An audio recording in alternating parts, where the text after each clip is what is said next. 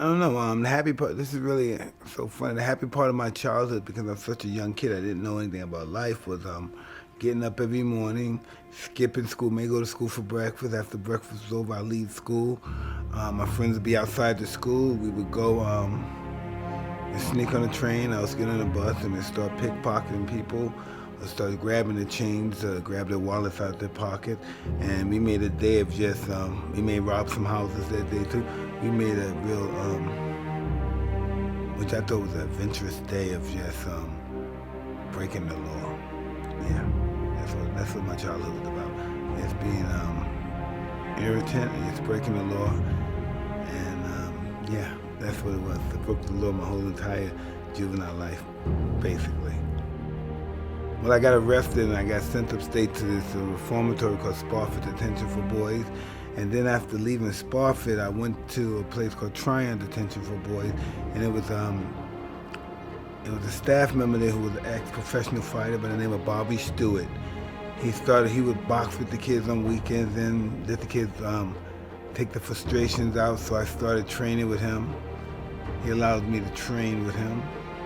And gradually I started becoming, I started improving. I started getting better, and he said, I don't want you to go home. I want you to come and meet this gentleman, Custom Model, because I believe he can take you to the next level of boxing. And after that, I didn't know if I wanted to do it. I met Cuss, he first day he saw me box, he pumped my head up that I could be the greatest, I'm gonna have a lot of money, and he put all these bizarre dreams in my head that I knew nothing about.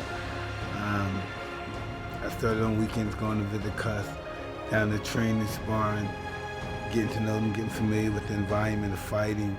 And then when my parole day came, I was paroled to Cuss, to the care of Custom Model.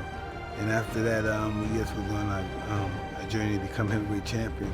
I was 13. Discipline, strong disciplinarian, believing in doing what you hate to do, but do it like you love it. And it was all about making you feel comfortable being uncomfortable. Feeling, I don't know, Cuss was a very complex man to explain. Hide your feelings. Nothing's emotional, everything's just objective. Regardless of how you feel, the job needs to be done. No, regardless if it's fear involved. The fear mustn't be shown. Yes, the opposite is shown. Fierceness instead of fear. Your fear is your fierceness. That's pretty much what it was. You could tell I was afraid because of how ferocious I was. And he taught me to handle the fear and to make it my friend. Make an alliance with your fear.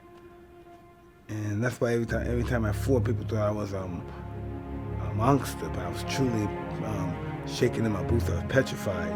I just knew how to transcend that into where it'll work in my best interest.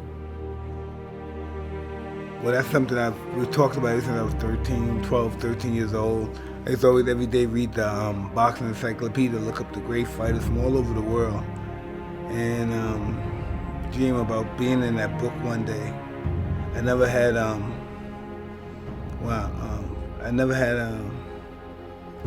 normal life as a kid. I never went out. I never went to school dances. Very, very, very, very, very rare. And of course, I had to kick me out the house to go to the school dance. All I wanted to do was read about the fighters, know everything I could about the fighters, watch the films. I was just so absorbed by fighting. That's all I thought about was fighting. Asking Cuss questions about great fighters. That's all I ever wanted to be. That's all I ever thought of. Once I got involved with boxing, started reading the book, and I saw in the encyclopedia they showed pictures of some of the fighters in some of the books, and I saw their muscles, and I saw their arrogant smile with their belts on, and I wanted to be in that fraternity somewhere. I used to want to. Cuss would tell me great, real dynamic, outrageous stories about these guys fighting 35 times in 1 year, being active, fighting 50 rounds. The next week he fought 25 rounds. And they were like Supermen to me. And I don't know, I wanted one day somebody to look up to me like I looked up to those guys. Because I thought they were gods.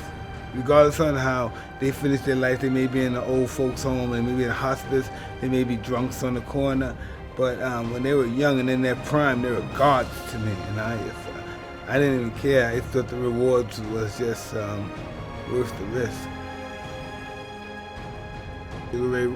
Sugar Ray Robinson was such an amazing guy, and Muhammad Ali, some of these guys, I always wanted to be one of those guys. I don't think I am.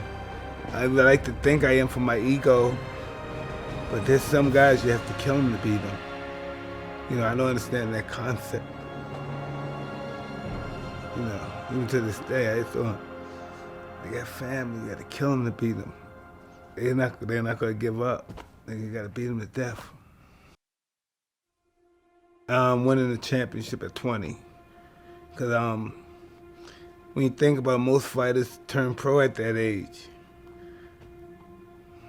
I turned pro at 18 years old, and I was just fighting every week, every other week. I fought 15 times in 1 year. So that was like 3 times a month, something like that. So I fought 15 times in 1 year. I really wanted it. I really wanted it real bad. There's never been anything I wanted more than being champ. I don't know. Very, very shortly after I won the title, I realized that no one really cared about me. They didn't have Cuss really there. I just wanted to win it for Cuss really. I never had a father figure, so Cuss, that was a big thing for Cuss.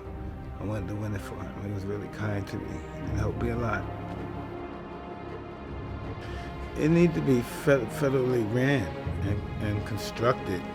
They need a federal union, because there's no way these guys just come off the street, they win a bunch of money, and they have no idea what they're getting themselves into. There's no organization for them. It's just, it's just really a flesh factory when you think about it. Actually, a flesh for modern day slavery in the 21st century. You're here to fend for yourself. Everybody's involved with the fighter is really abusing the fighter. There's not no one involved in that fighter's life in his career that's not abusing him. Everyone. Not necessarily to have a manager. Once you're a good fighter, have your trainer and your lawyer. That's all you need. You know what you want for fights. You know what your fights deserve. You can have a mediator negotiate fees. But you don't need no manager. I don't believe that. I think managers, majority of the managers now are just glorified babysitters. They tell you what to do, how to do something. And they don't even have to have a license to be a manager, but this is just what they do.